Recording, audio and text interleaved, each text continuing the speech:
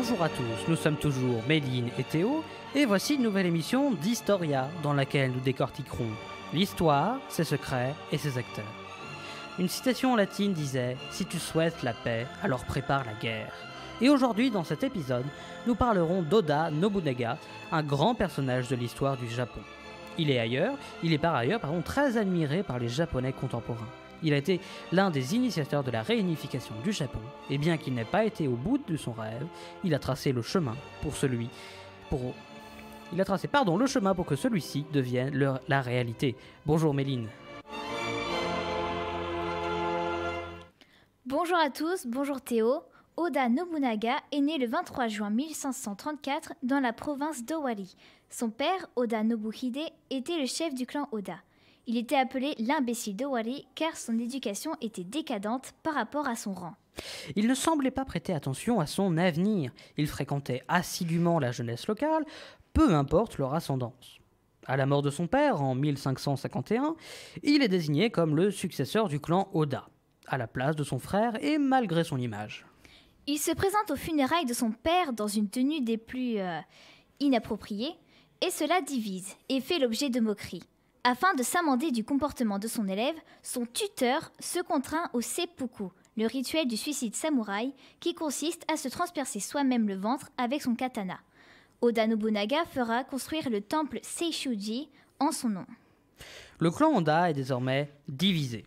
Il est techniquement dirigé par le shogun Shiba Yoshimune, mais l'oncle de Nobunaga, Oda Nobutomo, le dirige en sous-marin, souhaitant demander la direction de la province d'Owari.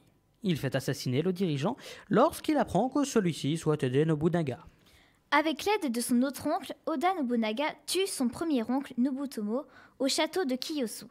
Qu'il occupera pendant 10 ans. Il forge une alliance avec le clan Imagawa et le clan Kira, afin de ramener la paix à Owari.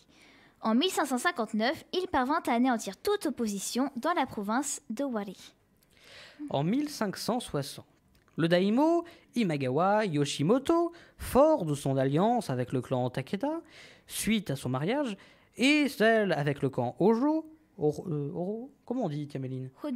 Hojo, merci. Suite au mariage de son fils, rassemble 25 000 hommes pour rapprocher Kyoto, prétextant qu'il venait soutenir le shogunat Ashikaga qui est affaibli. Les éclaireurs de Nobunaga confirment la position ennemie dans une gorge. Avec une armée d'à peine 3 000 hommes seulement, et à l'inverse des conseils de ses généraux, Oda Nobunaga approche la position de Yoshimoto. Pour donner l'impression du nombre, malgré leur infériorité numérique, il place une petite partie de ses hommes avec des étendards en hauteur. L'autre partie approche le camp des ennemis par l'arrière, sous les éclairs de l'orage.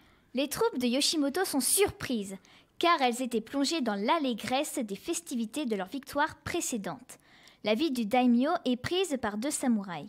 Ces troupes sont rapidement mises en déroute après la mort de leur chef. Le clan Matsudaira, ennemi jusqu'alors, n'a donc plus aucune raison d'être allié au clan Imagawa. Et malgré des décennies d'hostilité avec la famille d'Oda Nobunaga, leur chef accepte une alliance avec eux. Du coup, il va changer son nom pour devenir Tokugawa Ieyasu et général de Nobunaga et l'un des 3 unificateurs. Cette victoire n'est pas une fin pour Oda Nobunaga. Il va se mettre par la suite en marche pour la capitale et centre hégémonique du Japon, Kyoto. Il vint le daimyo, moins bon stratège que le précédent. Après 6 ans de siège en 1567, Oda Nobunaga finit par convaincre les alliés du clan Saito, seigneurie du domaine, d'abandonner leur seigneur pour le rejoindre dans sa conquête à l'usure. Il s'empare du château d'Inabayama qu'il nommera château de Gifu, tout comme la région. C'est quand même vachement plus simple. À travers ce nom, Oda Nobunaga montre ses envies de conquête, car ce nom fait révérence au mont Gi en Chine, où la dynastie Zhou a démarré. Par contre, le nom, il fait référence. Il ne salue pas, il ne fait pas de révérence, il ne salue pas. Oh mince, pardon. Tout va bien se passer. Et donc, pour en revenir à nos moutons, je ne sais même pas quel animal il y a, mais c'est pas grave. Son nouvel étendard porte le nom de Tenka Fubu, qui signifie littéralement « couvre ce qui est sous le ciel avec l'épée ». Un an après qu'il se soit installé au château de Gifu, le frère du précédent shogun, Yoshiaki Ashikaga, Yoshiaki, oh là là, mais il y a trop de différences, mince. Yoshiaki Ashikaga vient lui demander de l'aide pour être intronisé shogun à la place de son cousin.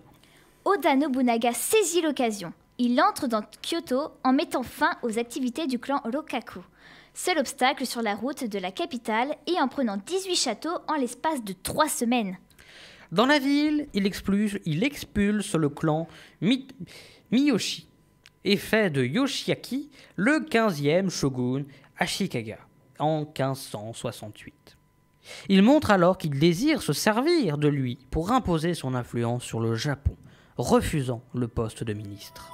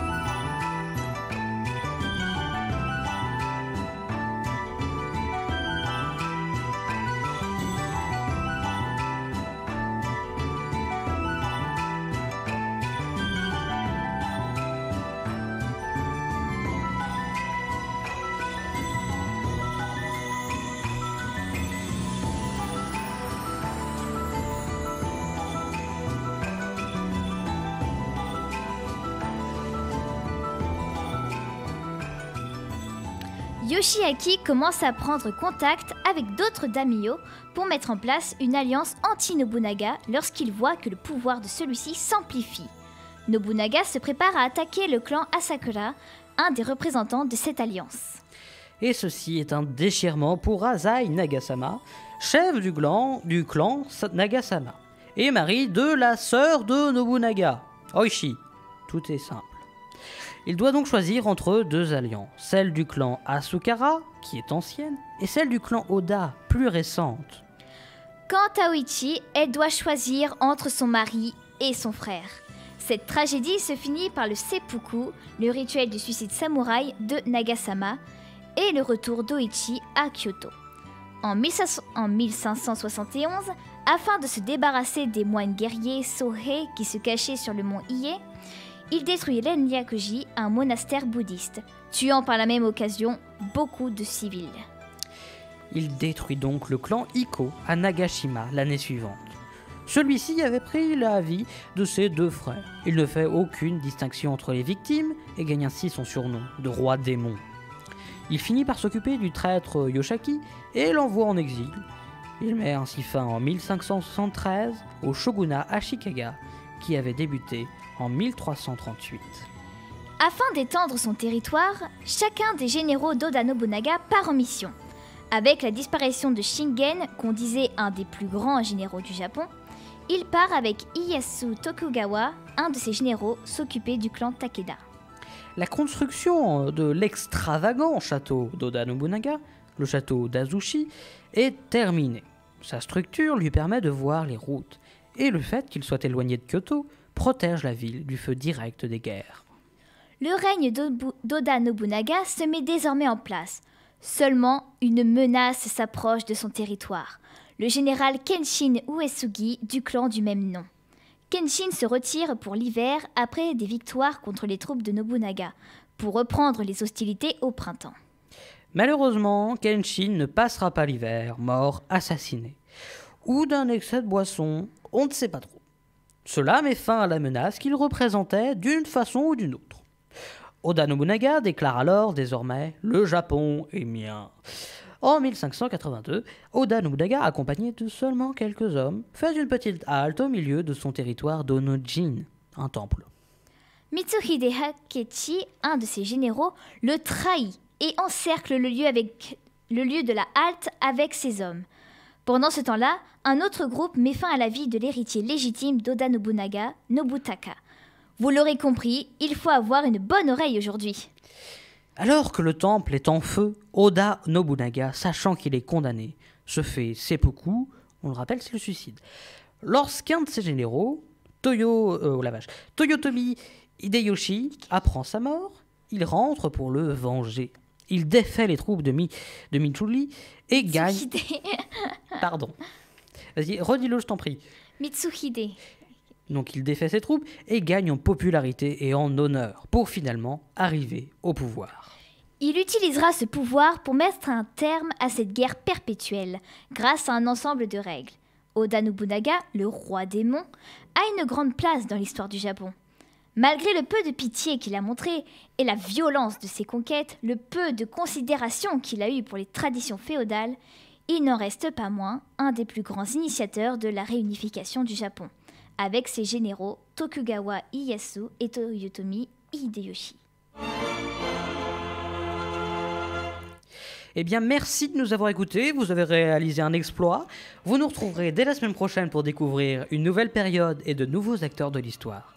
Et comme Oda Nobunaga le disait également, sans la destruction, il n'y a pas de création, ni de changement. Allez, on vous laisse revenir tranquillement sur la bonne ligne temporelle. À très bientôt.